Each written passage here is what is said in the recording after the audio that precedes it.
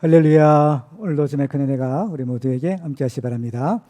자, 오늘은 아나니아야라는 제목으로 또 함께 은혜를 나누고자 합니다. 오늘 본문에 속한 사도행전 9장에는 사울이 부활하신 예수님을 만난 장면이 기록되어 있습니다.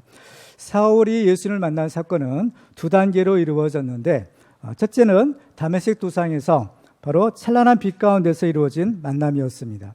두 번째는 예수님께서 그에게 보내신 아나니아를 통해서 이루어진 만남인데요.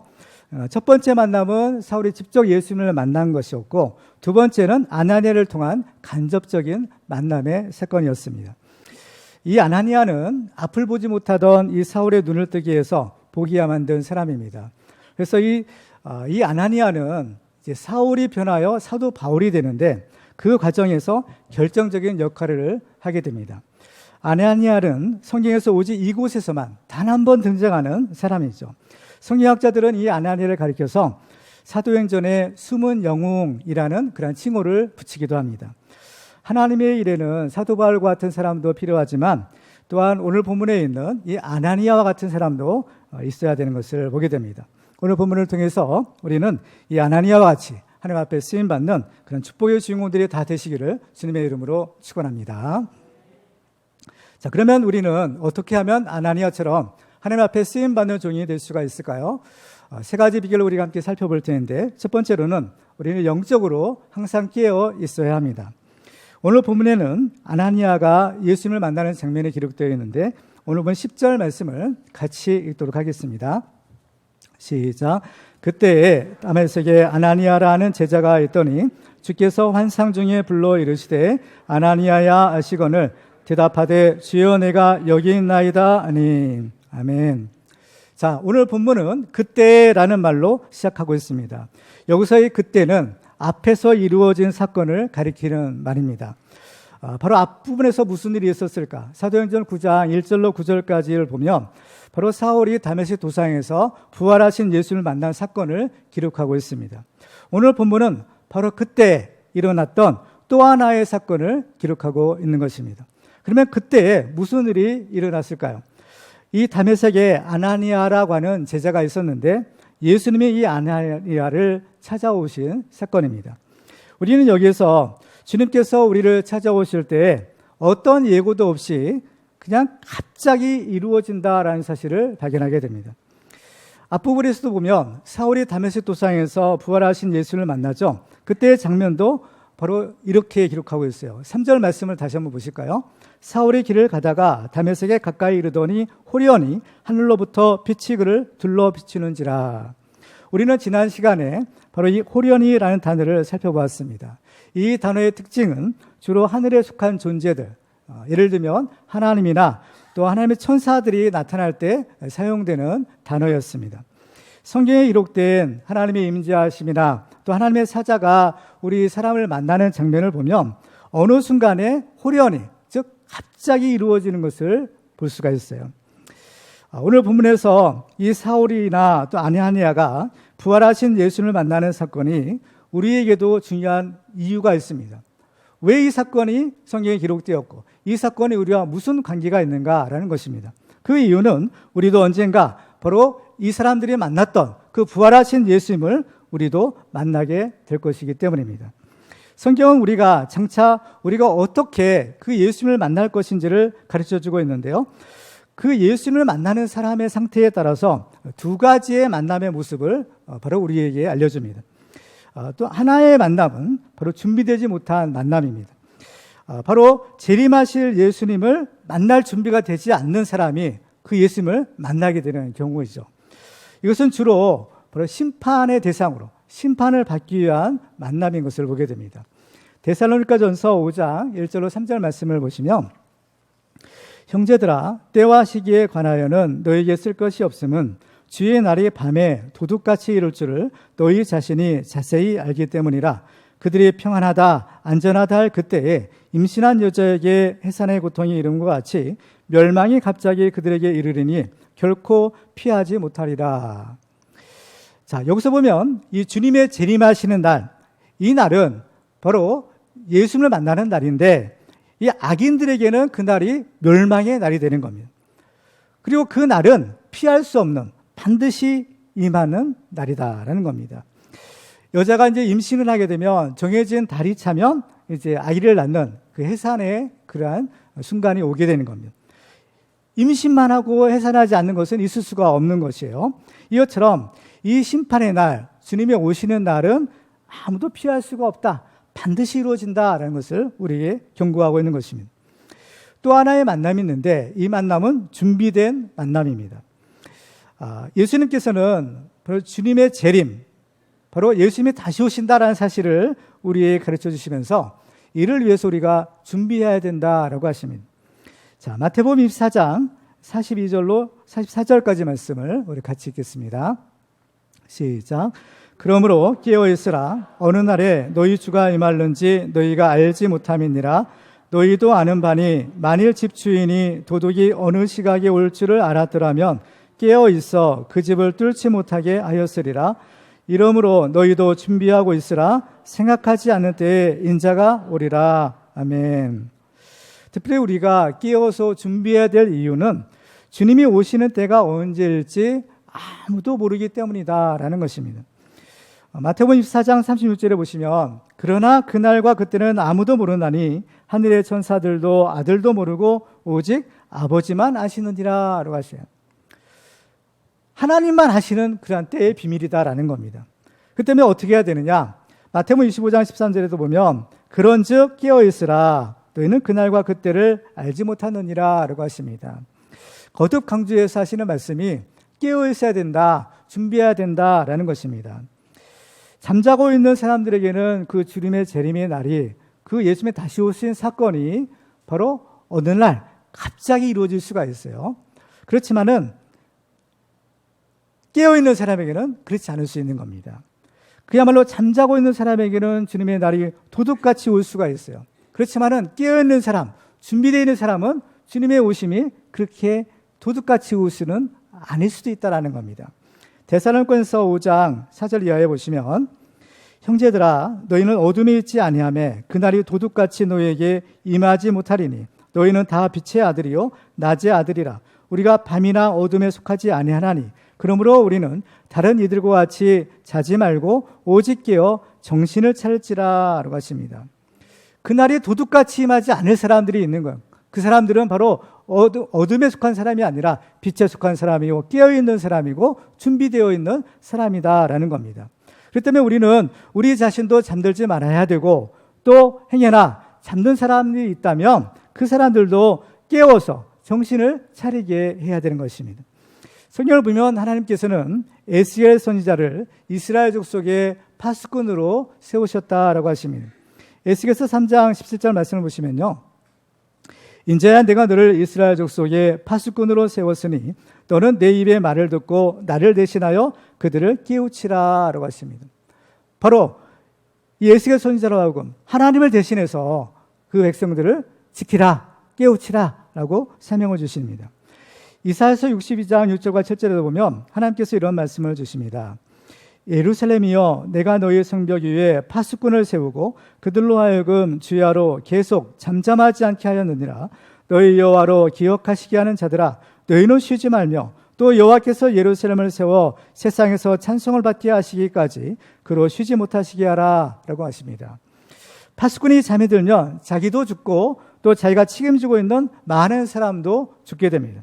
그렇지만 이 파수꾼이 깨어서 바로 자기의 사명을 감당하면 자신은 물론이거니와 또 많은 사람을 살릴 수가 있는 것입니다. 우리는 영적으로 항상 깨어 있어서 주님 오실 날을 준비함으로 기쁨으로 주님을 맞이하는 그런 축복의 주인공들 되시기를 주님의 이름으로 축원합니다. 두 번째로 우리가 아나니아처럼 하나님 앞에 쓰임 받으려면 늘 깨어서 기도하고 있어야 됩니다. 우리가 영적으로 항상 깨어 있어야 된다라고 했습니다. 영적으로 깨어 있는 것이 이렇게 중요할진데 그러면 우리가 영적으로 깨어서 과연 무엇을 준비하고 있어야 될까? 무엇을 하고 있어야 될까요? 가장 중요한 것은 우리가 하나님께 기도하는 것입니다. 바로 준비하고 있으라라는 것은 결국 다른 말로 하면 기도하고 있으라라는 말로도 우리가 해석해 볼 수가 있습니다. 특별히 오늘 본문에는 아나니아가 환상 중에 예수님을 만났다라고 기록하고 있는 것을 보게 됩니다. 바로 이 환상 중에 예수님을 만났고 바로 그 시간에 동시에 사울도 환상을 보았던 겁니다. 바로 예수님을 만나는 사건에서 우리가 좀 특이한 점은 바로 환상 중에 만났다라는 것입니다. 자, 사도행전 9장 오늘 보면 12절 말씀 보실까요? 같이 한번 읽겠습니다. 시작. 그가 아나니아라 하는 사람이 들어와서 자기에게 안수하여 다시 보게 하는 것을 보았느니라 하시거늘. 이 말씀은 예수님이 아나니아에게 해주신 말씀인데 바로 이 사울이 환상을 보았다는 겁니다. 동시에 이제 사울이 있는 장면도 주님은 보시는 거잖아요. 거기서 이 사울이 환상을 보는데 무슨 환상을 보느냐? 아나니아라는 사람이 자기에게 와서 안수하고 바로 자기의 눈을 다시 뜨게 하는 그 환상을 이 사울이 보았다라고 그것을 아나니아에게 주님이 지금 말씀해 주시는 겁니다. 성경에서 보면 이 환상이나 꿈은 하나님께서 우리에게 주시는 계시의 수단인 것을 볼 수가 있습니다. 바로 이 꿈이나 환상을 통해서 우리에게 하나님의 뜻을, 하나님의 계시를 우리에게 주시는 거예요. 그러면 우리가 언제 이 환상을 볼 수 있을까라는 겁니다. 그렇죠? 여러분들 환상을 보신 경험이 있으신가요? 언제 환상을 보시는 거예요? 성경을 보면 이 환상이라는 것은 우리가 기도할 때 볼 수 있다라는 것을 우리에게 가르쳐 줍니다. 예수님은 사울이 환상을 보았을 때 이 사울이 무엇을 하고 있는지 우리에게 가르쳐 주고 있는데요. 자, 11절 말씀을 같이 읽습니다. 시작. 주께서 이르시되 일어나 직가라 하는 거리로 가서 유다의 집에서 다소 사람 사울이라 하는 사람을 찾으라. 그가 기도하는 중이니라. 자, 사울이 지금 뭐 하고 있다고 했어요? 기도하고 있다라고 말씀하는 겁니다. 그렇죠? 성경을 보면 우리가 기도할 때 이 환상을 보고 환상 중에 주님을 만나는 것을 볼 수가 있어요.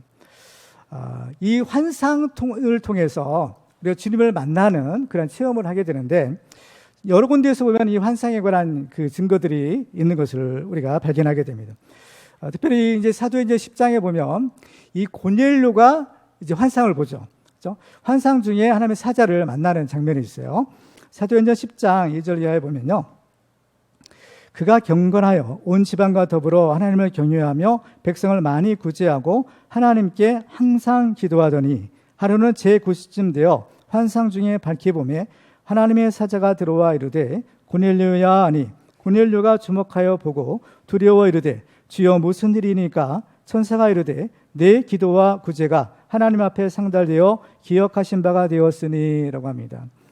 자, 이 고넬료는 경건한 사람이라고 했어요. 이 고넬료가 그의 특징이 뭐냐? 하나님께 항상 기도하는 사람이었다라는 겁니다.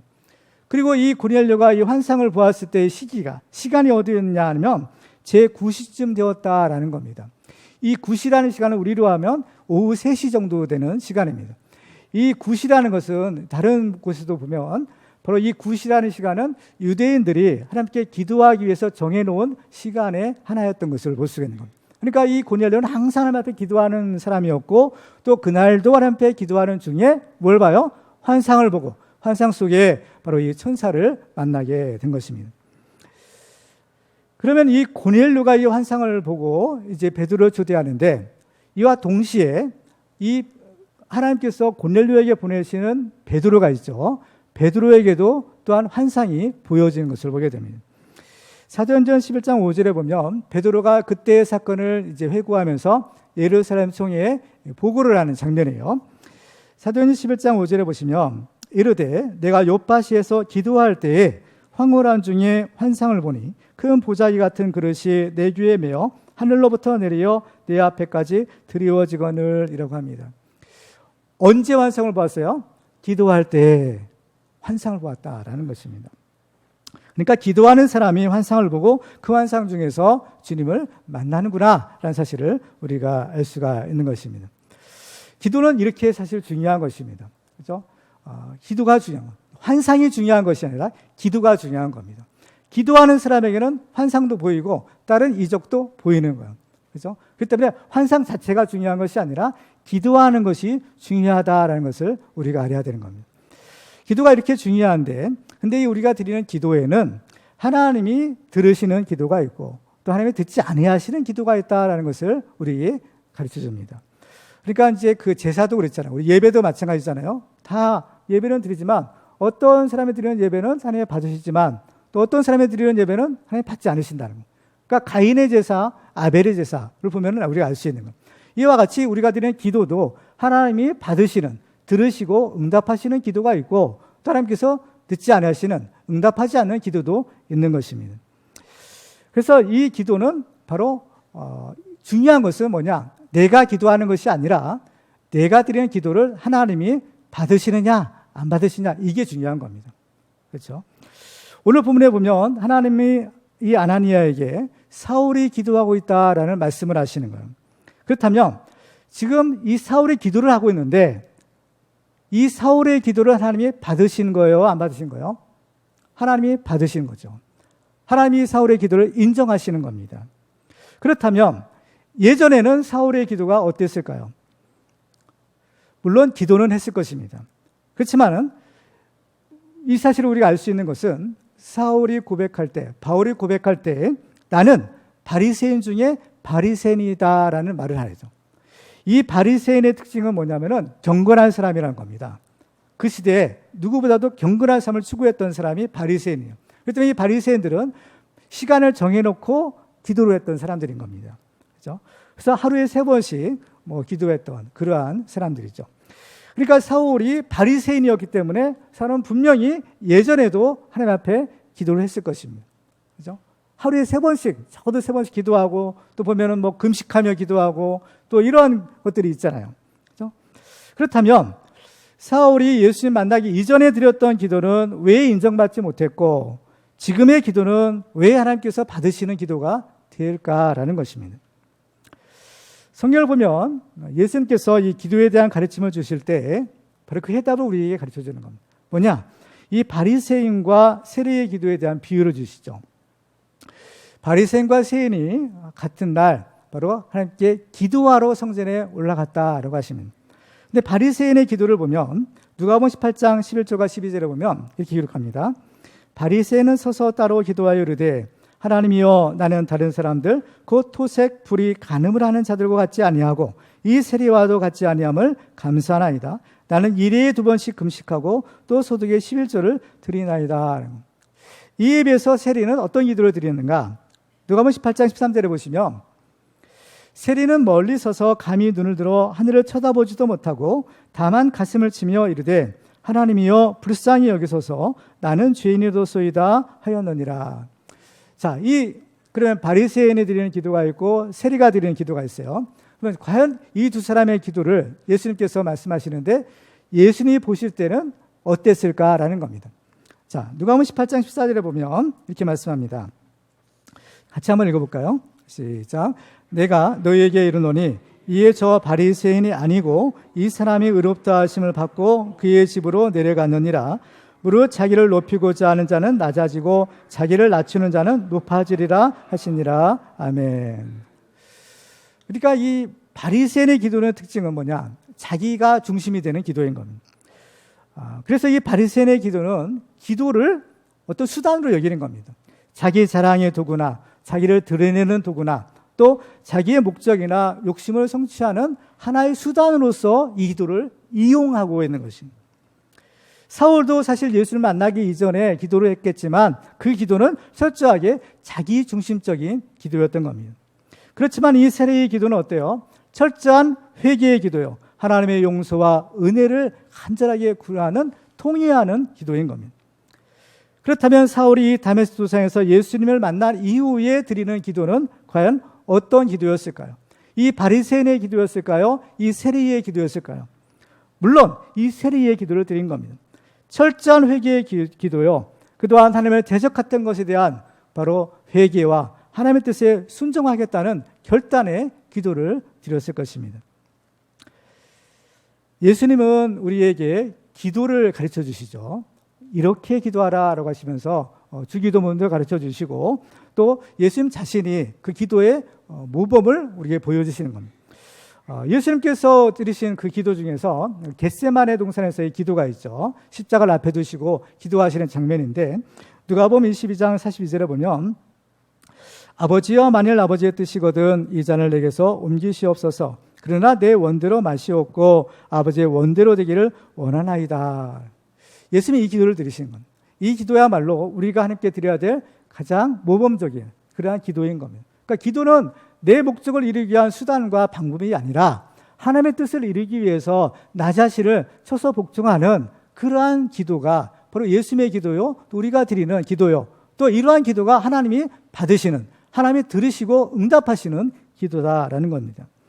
지금도 사람들은 기도할 때 하나님이 아니라 사람에게 드리는 기도를 많이 합니다. 물론 기도는 우리가 하나님 앞에 하지만, 하나님께 기도한다고 하지만 자세히 들여다보면 그 기도가 하나님께 드리는 기도가 아니라 사람을 향한 기도인 경우가 상당히 많이 있는 겁니다. 사람을 의식하는 기도를 하고 바로 하나님이 아닌 사람에게 자기를 알아달라라는 그런 기도를 할 때도 있는 것입니다. 말로는 주여 주여 외치지만 그 기도는 하나님을 향한 부르짖음이 아니라 눈에 보이는 사람을 향한 바로 어떤 도구에 불과할 수도 있다라는 겁니다. 열왕기상 18장을 보면 엘리야가 갈멜산상에서 바알 선지자들과 대결하는 장면이 있습니다. 거기에서 보면 바알 선지자들이 기도하는 장면이 있는데요. 열왕기상 18장 28절 이하에 보면 이에 그들이 큰 소리로 부르고 그들의 규례를 따라 피가 흐르기까지 칼과 창으로 그들의 몸을 상하게 하더라. 이같이 하여 정오가 지났고 그들이 미친 듯이 떠들어 저녁 소재 드릴 때까지 이르렀으나 아무 소리도 없고 응답하는 자나 돌아보는 자가 아무도 없더라. 정말 얼마나 열심히 기도하고 있어요. 그죠? 심지어 자기 몸을 상하게 해서 피가 흐르기까지 하고 미쳐 날뛰기까지 그렇게 했다는 겁니다. 그렇지만은 그 기도는 그냥 공허한 외침에 불과했던 거예요. 응답이 없는 기도인 거죠. 우리는 여기서 한번 생각해 볼 필요가 있는 겁니다. 우리는 하나님께 기도하잖아요. 그렇죠? 기도하지 않는 사람이 어디 있습니까? 다 기도를 하는 겁니다. 하지만 정말 우리의 기도는요, 어떤 기도가 돼야 될까? 어떤 기도가 하나님이 응답하시는 그러한 능력 있는 기도가 돼야 될까? 정말 우리의 기도는 하나님 앞에서 정직하고 진실한 기도가 돼야 되는 겁니다. 왜냐하면 이 기도는 하나님과 우리 영혼의 대화이기 때문인 겁니다. 그렇죠? 만약에 우리의 기도가 응답되지 않는다, 우리의 기도가 막힌다라는 것은 우리의 삶이 우리가 하나님 앞에 받아들일 수 없다라는 것을 의미하는 것입니다. 그렇기 때문에 이 기도가 막힌다, 또 우리의 기도가 응답되지 않는다는 것은 정말 심각한 문제가 아닐 수가 없는 겁니다.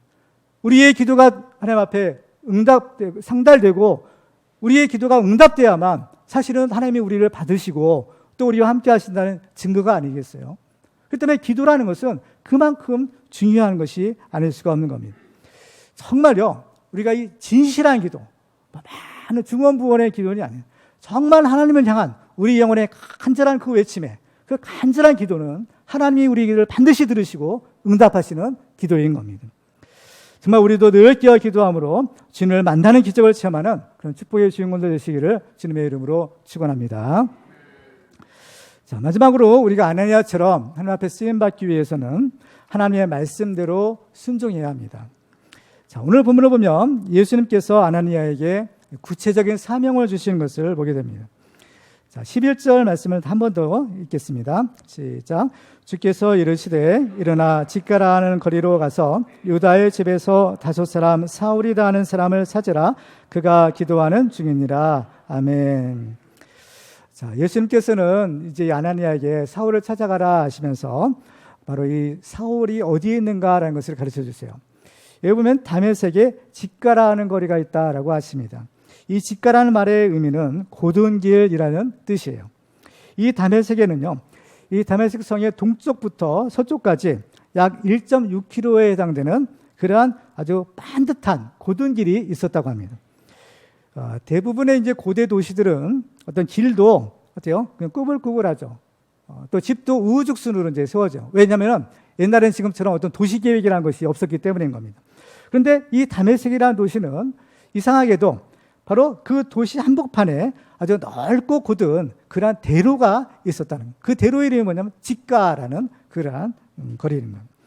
그런데 이제 그 직가라는 거리에 유다의 집을 찾으라는, 그 거리에 얼마나 많은 집들이 있었겠어요. 1.6km 정도 된다는 거리니까. 근데 그 중에서 특별히 유다라는 그 이름의 집을 찾아가라는 거죠. 그러니까 이제 범위가 좀 좁혀진 거죠. 그러면 그 유다의 집에 사울이 있을 것인데 그 사울을 찾으라라고 주님이 말씀합니다. 그러니까 예수님은 지금 이 아나니아에게 사울이 있는 정확한 주소를 지금 가르쳐 주시는 겁니다. 단순하게 막연하게 어디로 가라라고 해도 뭐 가야 되겠지만 지금 예수님은 사울에게 이 아나니아에게 사울을 만날 수 있는 정확한 좌표를 지금 알려주시는 겁니다. 이처럼 예수님이 아나니아에게 이렇게 구체적인 명령을 주신 까닭이 있어요. 왜 그럴까요? 아나니아가 사울을 가서 만나라. 그 명령을 실행하라. 했기 때문이에요. 그런데 아나니아가 예수님부터 이러한 그 명령을 받았는데, 자, 아나니아가 뭐라고 대답했을까요? 자, 오늘 13절과 14절 보시겠습니다. 아나니아가 대답하되 주여 이 사람에 대하여 내가 여러 사람에게 듣사온즉 그가 예루살렘에서 주의 성도에게 적지 않은 해를 끼쳤다 하더니 여기서도 주의 이름을 부르는 모든 사람을 결박할 권한을 대제사장들에게서 받았나이다. 그러니까 아나니아도 이 사울에 대한 소문을 들었던 거죠. 그렇죠? 그러니까 사울이 저지른 악행을 이미 익숙히 알고 있었던 겁니다. 그리고 또 지금도 사울이 다메섹에 예수 믿는 사람들을 잡으러 온다라는 이 정보도 알았던 겁니다. 그렇기 때문에 자, 예수 믿는 사람들을 잡으러 온 사울을 지금 예수님은 아나니아에게 가서 만나라는 겁니다. 정말 어떻게 보면 상식적이지 않아요. 예수 믿는 사람들을 잡으러 왔는데 아나니아가 그 사울을 가서 만나면 어때요? 자기 발로 가서 내가 여기 있습니다. 잡아가세요. 라는 그런 뜻밖에 안 되는 겁니다. 그렇죠? 그야말로 사울에게 간다는 것은 아나니아로서는 자기 발로 사지에 들어가는 것과 다를 바가 없었던 것입니다. 여기서 아나니아는 무슨 말을 하는가 하면 이 사람에 대하여 내가 여러 사람에게 듣사온즉이라고 했어요. 사울에 대한 여러 사람들의 이야기를 들었다는 겁니다. 그러니까 사울에 대한 이미 여러 사람들의 평가가 있었다는 거예요. 많은 사람들이 사울은 이런 사람이다, 저런 사람이다 라는 이런저런 평가의 소리가 있었다는 거죠. 그런데 예수님의 말씀은 어떤가 하는 거예요. 내가 여러 사람에게 사울에 대한 이야기를 들었습니다. 사울은 정말 못된 일을 많이 했고 지금도 예수님 사람을 잡으러 이 다메섹에 오고 있다고 합니다 라는 겁니다. 사람들은 이러한 여러 사람들의 세간의 사람들의 이러한 평가를 굉장히 중요시합니다. 이 사람 어떻게 보면 여론이라는 것이죠. 지금도 보면은 어떻게 여론조사를 많이 하잖아요. 어떻게 선거가 있을 때도 여론조사하고 또 뭐 지금도 보면은 뭐 대통령 뭐 여론조사 하잖아요. 대통령에 대한 뭐 부정적인 평가가 많이 나왔는데 어쩌느니 뭐 이런 얘기들이 우리가 흔히 듣는 겁니다. 그래서 이제 그 여론에 따라서 소위 말하는 사람들의 인기에 따라서 이 정치를 하는 것을 뭐라고 하는 거면 포퓰리즘이라고 하는 거예요. 사람은 대중들의 좋아하는 것만 하는 거죠. 이렇게 사람들은 그 여론에 예민하고 또 사람들의 그러한 인기에 자기들의 평가를 굉장히 예민하게 중요시하게 여기는 겁니다. 그런데 예수님은 어떠실까라는 거예요. 자, 오늘 15절 말씀을 같이 읽겠습니다. 시작. 주께서 이르시되 가라. 이 사람은 내 이름을 이방인과 임금들과 이스라엘 자손들에게 전하기 위하여 택한 나의 그릇이라. 아멘. 자, 보세요. 예수님의 평가와 세상 사람들의 평가가 다르다라는 겁니다. 사람들은 뭐라 해도 또 지금의 현재 사울의 모습은 어떨지라도 예수님은 이 사울을 택하셨고 예수님은 이 사울을 통하여 하나님의 일을 하시겠다라는 겁니다. 이게 예수님의 사울에 대한 평가인 겁니다. 세상 사람들은 사울에 대해서 뭐라 할지라도 예수님은 이는 나의 택한 그릇이다 라고 선언하시는 겁니다. 정말 우리들이 세상 사람들의 평가, 바로 이 세상 사람들의 어떤 그러한 인식, 이런 것에 너무 신경을 쓰면 안 되는 겁니다. 분명히 사람들의 평가와 예수님 평가가 달랐던 거예요. 그럼 어떤 평가가 맞는 거예요? 옳은 거예요? 사람들이에요? 예수님이세요? 예수님의 평가가 옳은 겁니다. 그 때문에 우리가 너무 사람들을 의식하고 사람들의 그 말을 그렇죠? 따라가면 자칫 잘못하면 우리는 엉뚱한 길을 갈 수가 있는 겁니다. 처음에는 아나니아도 사람들이 하는 말을 내가 들었다. 그 말을 통해서 이 사울에 대한 정보를 얻었고 또 자기도 또 그렇게 마찬가지로 여겼다는 겁니다. 물론 이것은 아나니아가 뭐 잘못했다고는 볼 수 없을 거예요. 그 당시에 이 사울의 행위가 예수 믿는 사람들을 얼마나 박해했으면 그렇게 했어요. 그렇지만은 예수님은 달랐다는 겁니다. 그러니까 우리는 항상 어떤 사람을 보거나 또 어떤 현상을 볼 때 지금 당장에 일어나는 그런 표면적인 것만 보고 평가해서는 안 되는 겁니다. 그래서 우리는 항상 이 하나님의 안목을 가져야 되는데 사실 이것이 어려운 겁니다. 그렇죠?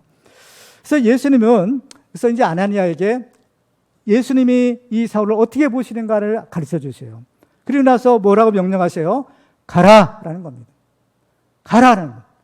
세상 사람들의 평가와 너의 인식은 중요하지 않다는 것. 누구의 명령이 중요해요? 예수님의 명령이 중요한 겁니다. 예수님은 이미 아나니아에게 말씀하셨어요. 바로 이 직가라는 거리에 가서 이 사울을 찾으라 명령하신 겁니다.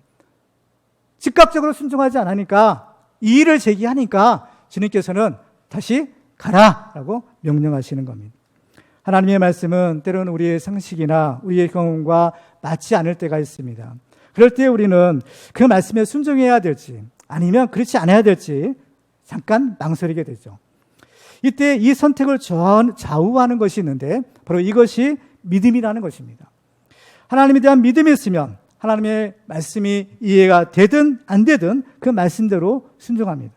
왜냐하면 바로 하나님을 신뢰하는 믿음이 있기 때문인 겁니다. 하나님이 말씀하신다면 내가 그것을 이해하든 못하든 바로 하나님이 말씀하셨기에 그 말씀에 순종하는 것이 믿음의 사람의 모습인 겁니다. 그래서 성경을 보면 이 하나님의 기적을 체험한 사람들은 모두가 이 하나님의 말씀에 순종한 사람들이었던 겁니다. 아브라함의 경우를 보면 하나님이 아브라함에게 명령하시잖아요. 내 사랑하는 독자 이삭을 바치라 라고 하십니다. 그럴 때 아브라함은 어땠나요? 망설임이 없는 겁니다. 머뭇거림이 없는 겁니다. 그 즉시로 순종하는 거예요. 순종하니까 여호와의 일의 기적도 체험하고 믿음의 조상이 되는 축복도 받게 된 것입니다. 또 문둥병에 걸린 나아만 장군도 어땠나요? 바로 말씀에 순종하여 그 요단강에 7번 씻었더니 그 병이 깨끗하게 나은 겁니다. 성경을 보면 여러 군데에 걸쳐서 바로 우리가 기적을 체험할 때 가장 중요한 것은 무엇이냐? 바로 믿음을 가지고 그 말씀에 순종하는 것이다 라고 우리에게 가르쳐주고 있습니다. 여러분들도 우리도 기적을 원하십니까? 우리가 기적을 체험할 필요가 있습니다. 하나님은 지금도 기적을 일으켜 주시는 거죠.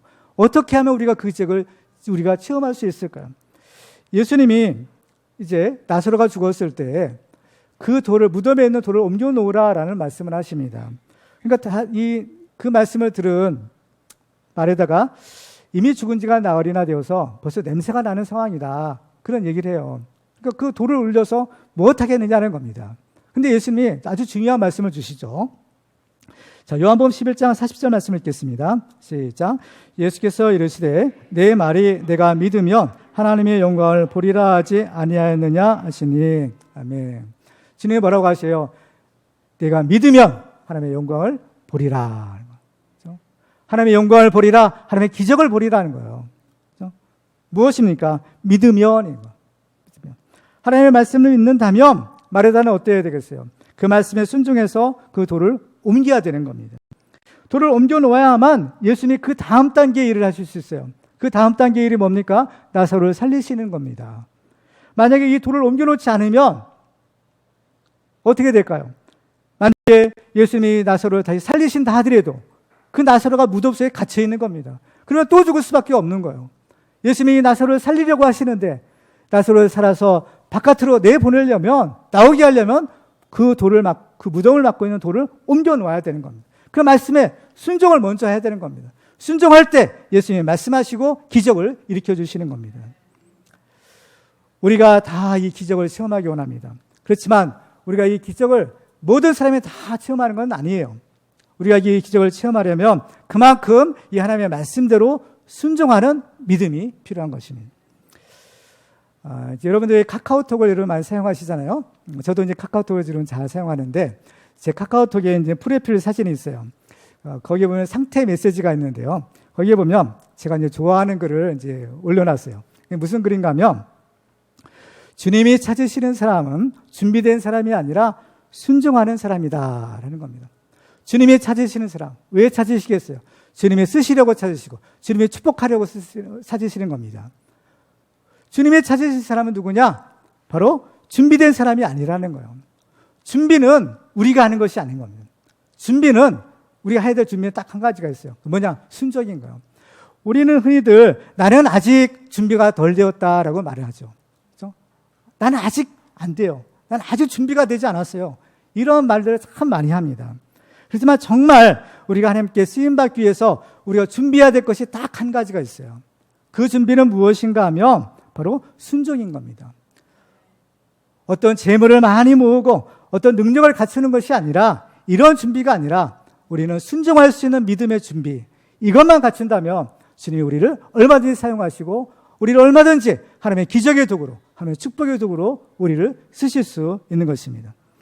이사야 선지자가 성전에서 하나님을 만나고 하나님의 음성을 들었습니다. 그때 이사야가 이렇게 대답하죠. 내가 여기 있나이다. 나를 보내소서. 내가 여기 있습니다. 오늘 본문에서도 예수님이 아나니아를 부르십니다. 아나니아라 부르실 때 아나니아가 어떻게 대답해요? 주여, 내가 여기 있나이다. 주님, 내가 여기 있습니다. 결국 이 아나니아는 주님의 명령에 순종하죠. 바로 그 말씀에 순종해서 자기가 잡혀 죽을지도 모르는 바로 그 사울을 만나 주님의 말씀을 전하는 겁니다. 이러한 아나니아의 순종에 의해요, 사울은 앞을 보셨던 이 사울이 다시 보게 되고 사울이 변하여 사도 바울이 되었던 것입니다. 저는 우리 모두가 다 이 아나니아와 같은 하나님의 종이 되기 원합니다. 사도행전 9장 10절에 보면 이렇게 말씀합니다. 우리 같이 한번 읽겠습니다. 시작. 그때 다메섹에 아나니아라는 제자가 있더니 주께서 환상 중에 불러 이르시되 아나니아야 하시거늘 대답하되 주여, 내가 여기 있나이다. 아멘. 자, 여기서 보면 예수님과 아나니아 사이에 대화가 기록되어 있잖아요. 예수님이 뭐라고 하세요? 아나니아야 라고 부르십니다. 그러니까 아나니아는 뭐라고 대답해요? 주여, 내가 여기 있나이다 라고 대답해요.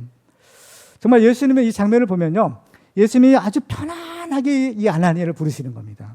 그렇죠? 그리고 아나니아는 또 어때요?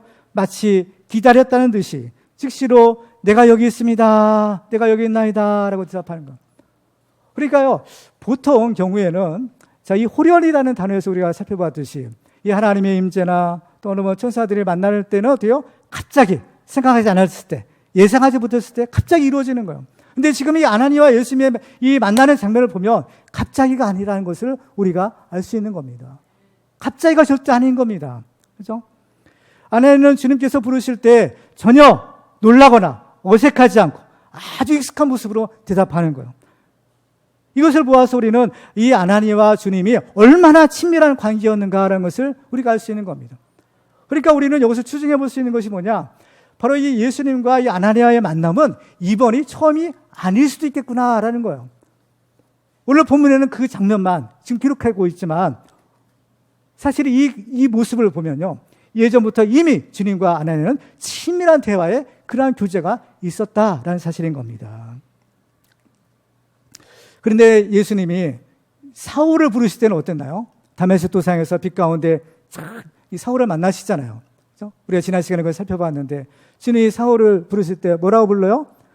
사울의 이름을 부르는 거예요. 사울아, 사울아 부르시는 겁니다. 사울의 이름을 몇 번 불렀어요? 2번 부르시는 겁니다. 이것은 아주 절박한 상황에 놓인 사울을 부르시는 거예요. 그러니까 주님의 아주 급한 겁니다. 이 상황이 아주 간절한 부르심인 거예요. 한 발자국만 더 가면 그야말로 천길 낭떠러지로 떨어져서 멸망할 수밖에 없는 그런 절박한 상황이라면 어떻게 주님께서 편안하게 그냥 사울아 한 번만 부를 수 있겠어요? 지금 한 발자국 더 가면 떨어져 죽는 겁니다. 그런 절박한 상황에서 주님은 뭐라고 해요? 사울아, 사울아 2번을 부르시는 거예요.